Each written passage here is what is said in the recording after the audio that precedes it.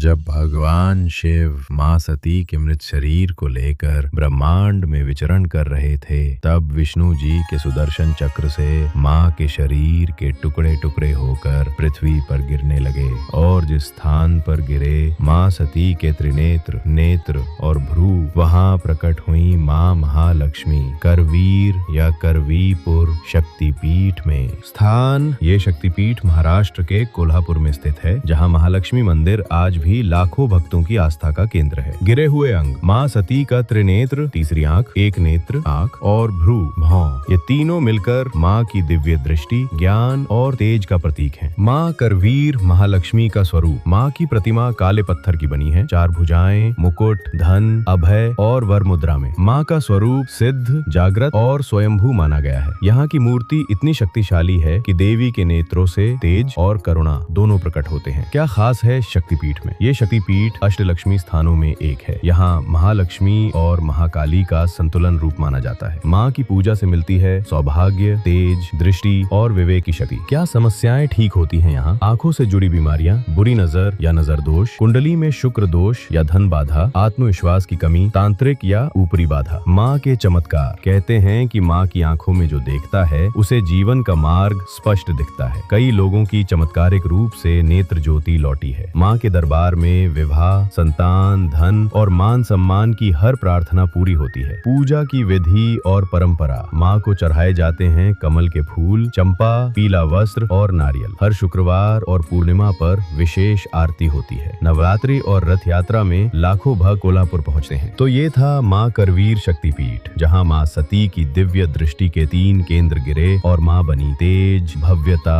और सौभाग्य की अधिष्ठात्री। अगर आप भी जानना चाहते हैं सभी शक्तिपीठों की सत्य, प्राचीन और जागृत कथाएं, तो जुड़े रहिए वेदलोक टेल्स के साथ। सब्सक्राइब कीजिए और माँ की महाशक्ति को अनुभव कीजिए। अगले एपिसोड में चलेंगे उस शक्तिपीठ की ओर जहाँ माँ की मंत्र सिद्ध जीवा गिरी थी और माँ पूजी जाती हैं सत्य, वाणी और अग्नि शक्ति की देवी के रूप में माँ महामाया शक्तिपीठ। जय माँ महालक्ष्मी करवीर वाली। ओम श्री महालक्ष्मी नमः।